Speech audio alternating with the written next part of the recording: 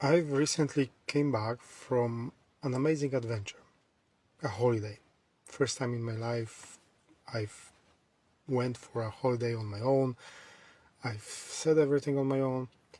It was, like I say, amazing, really great.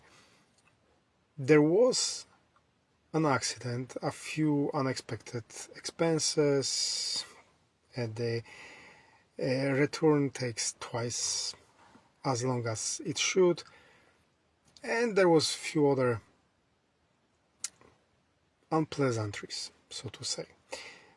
The thing is that now, whenever I'm talking with someone, whenever I'm asked about my experience, about my holidays, I'm struggling a little bit if how to talk about this.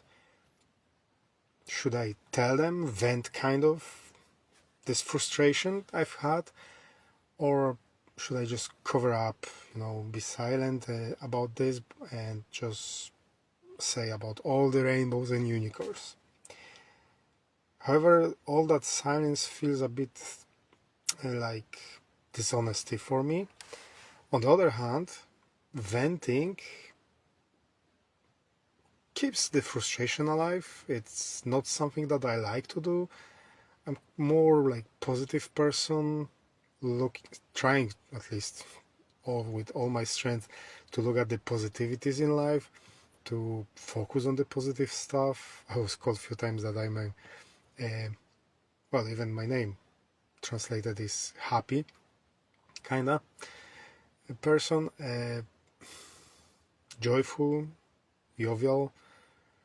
So I've really struggled with this, how to approach this thing. And it's not just about holidays, it can be in every situation, every circumstances. There is always that good and that bad in the life, right?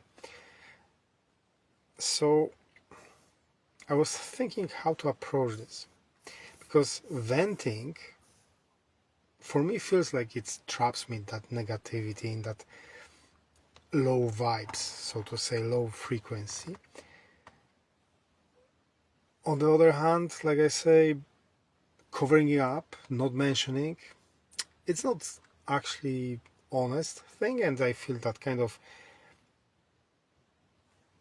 creation of pressure in myself, that is not what I want to feel as well. And we actually stuck in this kind of mentality that either just venting out or covering up all the bad stuff. But what if we can process this as a third option? What we can acknowledge what happened and just learn from it, then easier will be move forward. So how can you do this in a good kind of way? First of all, reframe this. Rename all of this. Instead of just reliving the struggles, talking about them all the time or thinking about them, try to, like I say, acknowledge this without amplifying it, recognize the challenges that we went through without making them the centerpiece of your story, and just, it can be just simple like, oh, it was tough, but I learned a lot. That's it. Or instead of saying, oh, it was disaster, for example, you might say that, well, it tested my patience, it tested me, but I grew from it. I learned from it. I'm better now in this and this. So this way you're shifting complaining to insight you actually gain from these difficulties that you might have. Also good is when you write down first, before you actually talk with someone, write down your struggles.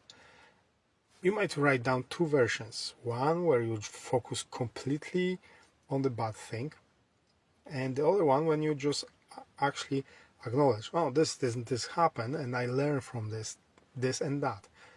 Then you can compare which one sounds better for you, and you can use it. Simple as that. Sometimes it's hard the next step sometimes might be hard for you, but it's really good if you can do it, to find humor in this kind of chaos, in this kind of difficulties, in this kind of struggles. For example,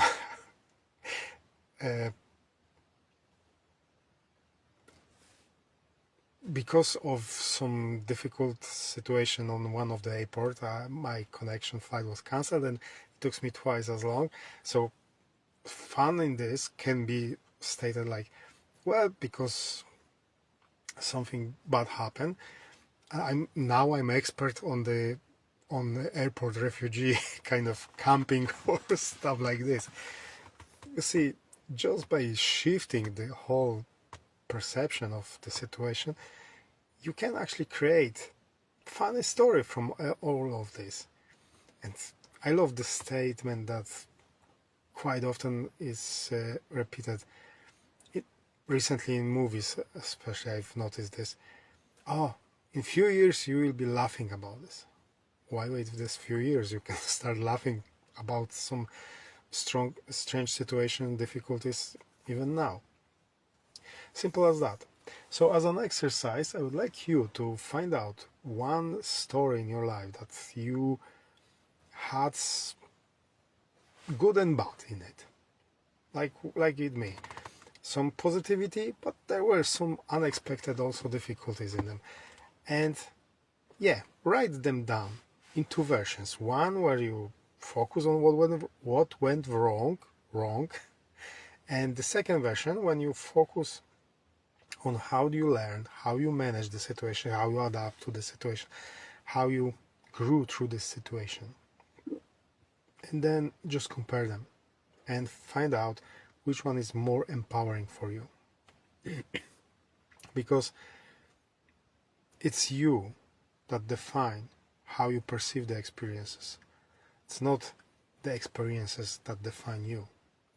So try this out. Try this exercise. Let me know in comments, as always, how it goes. And from this place, I wish you many blessings.